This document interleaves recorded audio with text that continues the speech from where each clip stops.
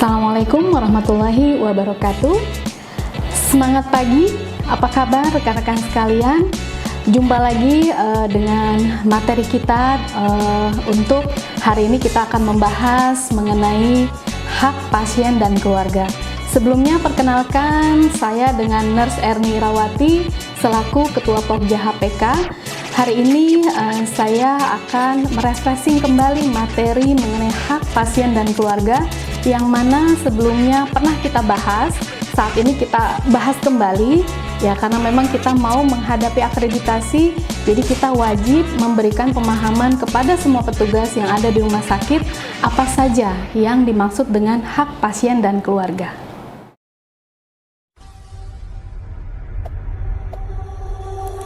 Assalamualaikum warahmatullahi insiden. Orang yang bertelepon.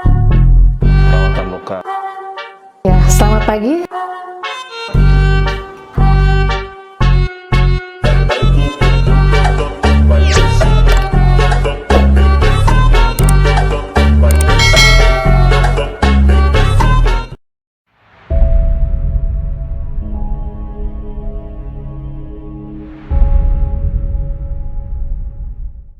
Rekan-rekan sekalian, perlu kita sadari, kita bekerja di Rumah Sakit Permata Cibubur, di mana Rumah Sakit Permata Cibubur pelayanan utamanya adalah melayani pasien. Customer kita adalah pasien. Apa itu? Siapa itu yang dinamakan sebagai pasien? Pasien adalah orang yang membutuhkan pelayanan kesehatan dan mengkonsulkan status kesehatannya kepada petugas kesehatan. Nah, untuk itu kita harus memahami apa saja hak pasien dan keluarga. Sesuai undang-undang yang sudah ditetapkan oleh pemerintah, Undang-Undang Nomor 44 Tahun 2009 Pasal 32 tentang rumah sakit, di sana membahas tentang hak-hak apa saja yang didapatkan pasien selama pasien berada di rumah sakit. Ada juga Permenkes RI Nomor 4 Tahun 2018 tentang kewajiban rumah sakit dan kewajiban pasien. Fokus hari ini, apa saja hak pasien dan keluarga, antara lain adalah mengenai persetujuan umum atau general consent, lalu ada persetujuan tindakan atau informed consent, lalu ada pelayanan memperoleh second opinion atau pendapat kedua, pelayanan kebutuhan privasi pasien, lalu ada perlindungan terhadap harta benda pasien, ada pelayanan kerohanian, pelindungan pasien terhadap kekerasan fisik, pelayanan tahap terminal, lalu pelayanan pengelolaan nyeri, dan pelayanan tanggapan terhadap keluhan pasien.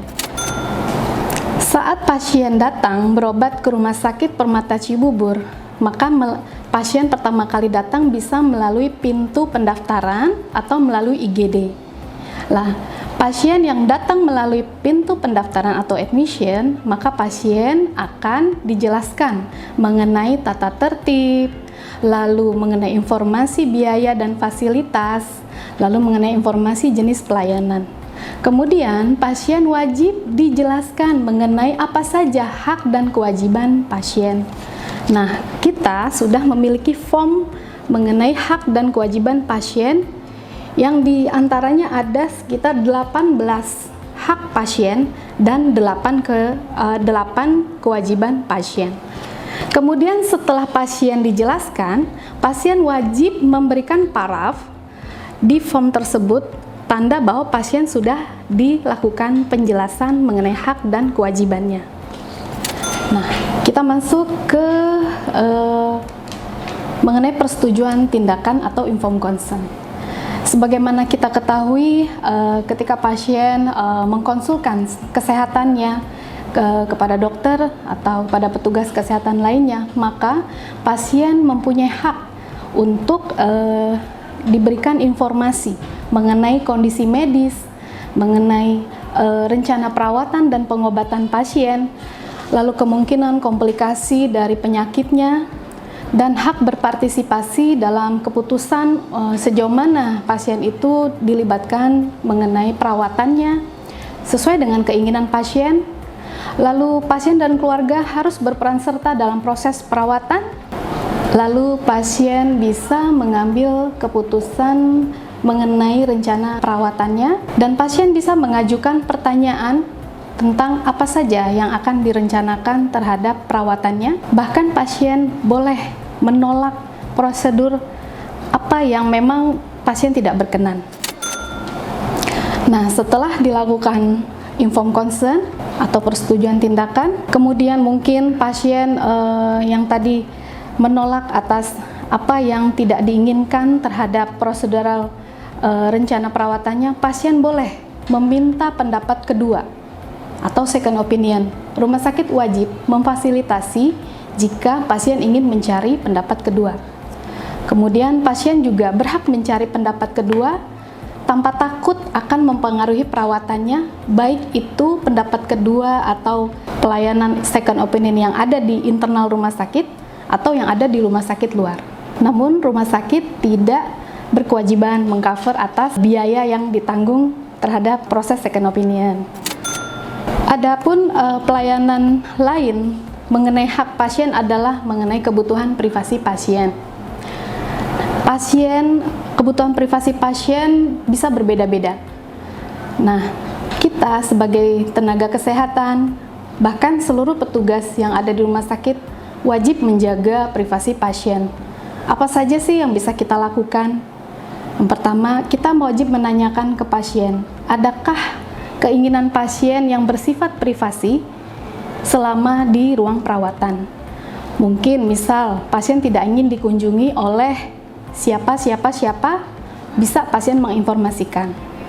Lalu kerahasiaan identitas pasien, artinya identitas pasien tidak dipampang di area publik, cukup di area perawatan dan itu pun di internal ruang perawatan. Lalu saat pasien transfer, contoh misal pasien rencana tindakan masuk ke kamar bedah, lalu setelah tindakan pasien harus pindah ke ruang perawatan.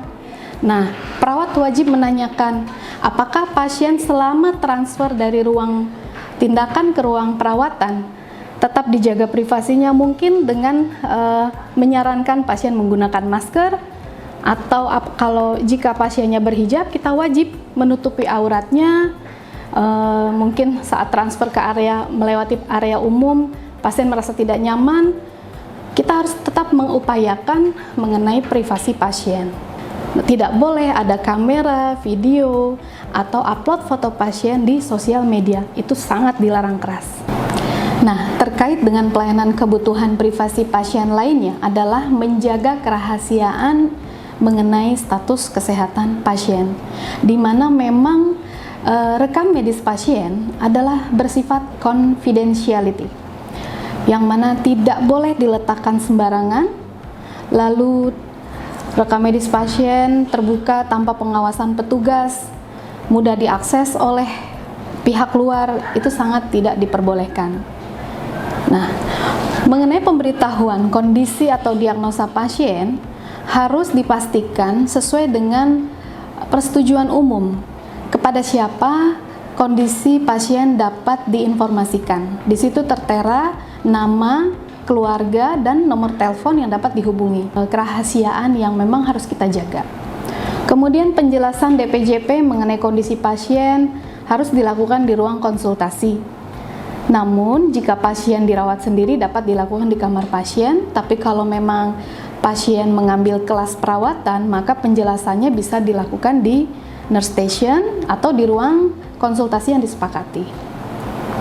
Kemudian staf rumah sakit tidak boleh membicarakan kondisi kesehatan pasien, baik itu di area umum maupun memang di area nurse station yang terpapar oleh ruangan umum. Contoh di rumah sakit kita, nurse stationnya kan berada di depan nurse station itu langsung lift, di mana lift itu banyak pengunjung yang mondar-mandir. Hati-hati untuk membicarakan mengenai status kesehatan pasien. Makanya handover atau operasif kita lakukan di dalam ruangan yang sudah disepakati.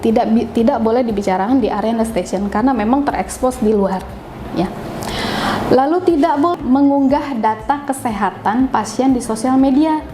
Misal ada kasus unik nih, kasus yang jarang terjadi, mungkin niat kita untuk menginformasikan sebagai pembelajaran, tapi itu tidak diperbolehkan. Kalau memang tujuannya untuk pembelajaran, untuk riset, itu harus ada informed consent yang legal. Seperti itu ya, teman-teman. Lalu pelayanan lainnya adalah perlindungan terhadap harta benda pasien. Nah, di tata tertib rumah sakit, kita menghimbau kepada pasien dan keluarga harus menjaga barang-barang yang dibawa. Nah, barang-barang apa saja yang kita wajib lindungi adalah yang didefinisikan sebagai barang berharga pasien. Nah, kondisi pasien seperti apa yang kita harus jaga barangnya adalah kondisi pasien yang tidak memungkinkan untuk menjaga barang-barang berharga miliknya. Contoh, pasien anak, pasien tidak sadarkan diri, atau pasien yang tidak didampingi oleh keluarganya. Rumah sakit wajib menjaga barang-barang berharga milik pasien. Nah, di mana barang-barang berharga milik pasien ini kita simpan? Kita sudah sepakati setiap pasien yang masuk di rawat jalan atau rawat inap yang membutuhkan penitipan barang berharga, maka kita titipkan barang-barangnya di ruang CCTV security basement. Di sana ada lemari penyimpanan untuk penitipan barang-barang pasien. Lalu untuk pasien yang masuk melalui IGD, di mana bisa saja pasien yang masuk dalam kondisi tidak sadar atau pasien yang tidak dikenal, tiba-tiba pingsan di jalan, dibawa ke rumah sakit, dia pada pasien tersebut ada handphone atau dompet, itu wajib langsung disimpan. Itu ada di ruang IGD, di dalam loker, nanti kita tampilkan fotonya. Nah, jadi sepakat ya rekan-rekan sekalian bahwa Rumah Sakit Permata Cibubur menyediakan lemari untuk menitipkan barang-barang pasien yang sifatnya berharga ya, nggak baju atau tas. Nah, itu tidak masuk kualifikasi. Jadi yang dikatakan berharga yang memang ada nilainya seperti dompet, handphone, perhiasan. Nah, untuk rawat inap dan rawat jalan ada di security basement, di ruang CCTV. Kalau untuk di IGD ada di ruang IGD-nya. Perlu kita sadari pelayanan kesehatan yang kita berikan kepada pasien mencakup aspek yang sangat luas, dari mulai pelayanan fisik, psikis, sampai dengan spiritualnya. Nah, jangan kita lupakan bahwasanya kita adalah makhluk Tuhan yang tetap melakukan ibadah dalam kondisi sehat maupun sakit. Nah, di sini kita sangat diperlukan kesadaran bahwasanya pasien ini juga butuh pelayanan spiritual. Pada kasus-kasus terminal, kasus-kasus kritis, pasien pastinya sangat membutuhkan pelayanan kerohanian. Nah, kita sudah menyediakan kerjasama terhadap beberapa agama, yakni ada agama Islam, Protestan, Katolik, Buddha, Hindu, dan Konghucu. Kita melakukan kerjasama kepada rohaniawan-rohaniawan tersebut jika ada permintaan pelayanan kerohaniaan di dalam rumah sakit. Nah, bagaimana caranya? Ketika ini sudah diinfokan di general concern saat pasien masuk. Petugas admisi sudah menjelaskan jika Bapak, Ibu, atau pasien yang akan dirawat membutuhkan pelayanan kerohanian, maka bisa menghubungi petugas rawat inap. Lalu form permintaan tersebut kita berikan kepada customer care. Dari customer care lalu bisa menghubungi rohaniawan yang dituju. Kemudian setelah rohaniawan datang, dilakukan pendampingan. Lalu rohaniawan diantar ke ruangan yang meminta pelayanan tersebut. Sebelumnya rohaniawan tersebut harus membaca juga status kesehatan pasien, lalu mengantar ke pasien. Jika pasien membawa sendiri rohaniawannya atau pasien punya keluarga atau kerabat yang memang bisa memberikan pelayanan kerohaniaan, bisa pasien meminta kepada perawat bahwasanya izin untuk membawa rohaniawan tersebut, lalu mengisi daftar isi dan pendampingan ke keluarga. Selanjutnya, selama pasien berada di Rumah Sakit Permata Cibubur, pasien harus terlindungi dari kekerasan fisik. Nah, kekerasan fisik ini bisa terjadi di mana saja. Kita fokus kepada kelompok-kelompok yang beresiko terhadap terjadinya kekerasan fisik. Siapa saja sih kelompok-kelompok tersebut? Yang pertama, bayi atau anak yang berusia kurang dari 12 tahun, atau pasien lanjut usia yang berusia lebih dari 65 tahun, pasien dengan gangguan kesadaran, pasien yang memiliki kebutuhan khusus, atau pasien dalam status kritis yang dengan bantuan alat penunjang kehidupan, lalu pasien imunokompromis, ada pasien cacat fisik dan gangguan jiwa. Apa saja upaya rumah sakit terhadap perlindungan kekerasan fisik?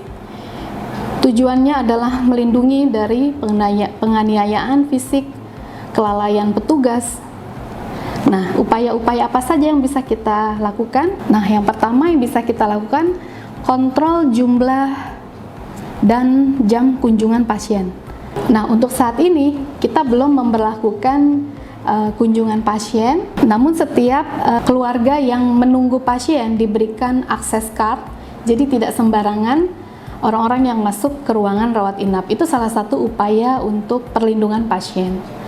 Lalu adanya CCTV di area-area, khususnya di area-area yang sulit terpantau, itu harus dipasang CCTV. Dan jadwal petugas yang berpatroli di area-area tersebut, di sini kita sangat bekerja sama dengan tim security kita, bagaimana mereka mengawasi keamanan di seluruh area rumah sakit.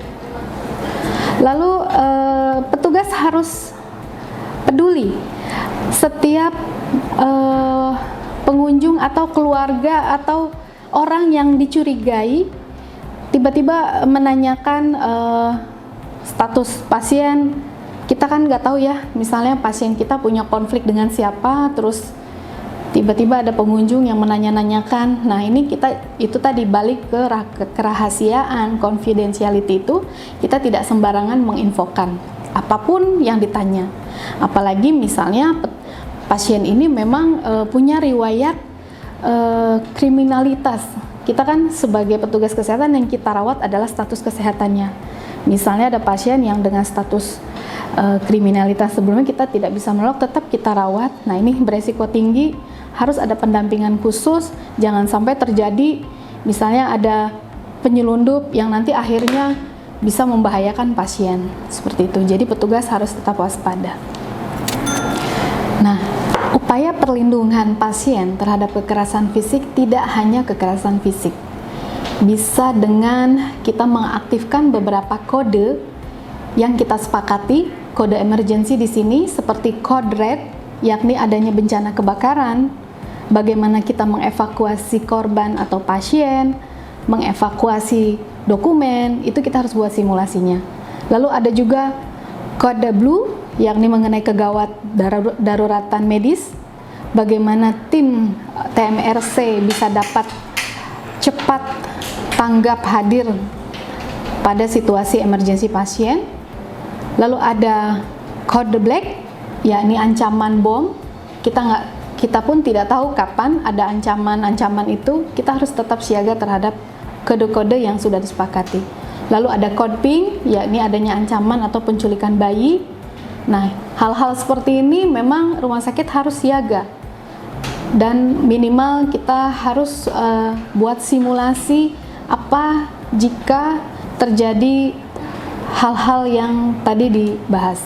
Rumah sakit harus membuat simulasi bagaimana kita menyelamatkan pasien-pasien kita jika terjadi terhadap kode-kode tadi yang dibahas. Hak pasien lainnya adalah terhadap pelayanan tahap terminal, di mana memang pasien dalam kondisi tahap terminal. Di sini kalau kita bicara tahap terminal, pastinya kita harus siaga terhadap resusitasi yang akan kita lakukan terhadap pasien tersebut. Nah, pasien dan keluarga berhak menolak atau menghentikan pengobatan. Lalu menolak pelayanan resusitasi, pastinya setelah diedukasi oleh dokter, oleh petugas kesehatan, pasien diedukasi terlebih dahulu, dimaksimalkan, dioptimalkan. Jika pasien memang menolak, itu memang hak pasien. termasuk menghentikan bantuan hidup lanjutan atau kita sebut dengan DNR, Do Not Resuscitation. Ini termasuk pelayanan tahap terminal pada pasien yang memang keluarganya yang mengambil keputusan tidak mau melanjutkan pengobatan atau menolak. Ini ada di hak pasien dan keluarga. Nah, untuk pelayanan pengelolaan nyeri terhadap pasien-pasien, khususnya pada pasien tahap terminal, pastinya setiap pasien yang dirawat, indikasi pasien itu nyaman, tentunya bebas dari rasa nyeri. Nah, ini masuk kepada hak pasien dan keluarga mengenai hak pengelolaan nyeri. Lalu pasien harus mendapatkan pengelolaan nyeri. Seperti yang kita ketahui, semua kasus status kesehatan pasien harusnya tentunya jangan sampai pasien terpapar oleh rasa nyeri yang memanjang, yang terus-menerus. Nah, untuk itu semua pasien wajib dilakukan pengkajian nyeri. Jika tidak ada nyeri ya syukur alhamdulillah. Tapi jika pasien terdapat nyeri, kita wajib melakukan pengkajian nyeri dan pengelolaan nyeri, yang mana itu diatur pada panduan manajemen nyeri. Nah, ini petugas memang perlu dilatih bagaimana penanganan nyeri yang profesional. Obat-obatan apa saja sesuai dengan gejala nyeri, apakah ini masuk nyeri kronis atau nyeri akut. Nah, ini tentunya memang harus kita konsulkan kepada dokter penanggung jawab pasien.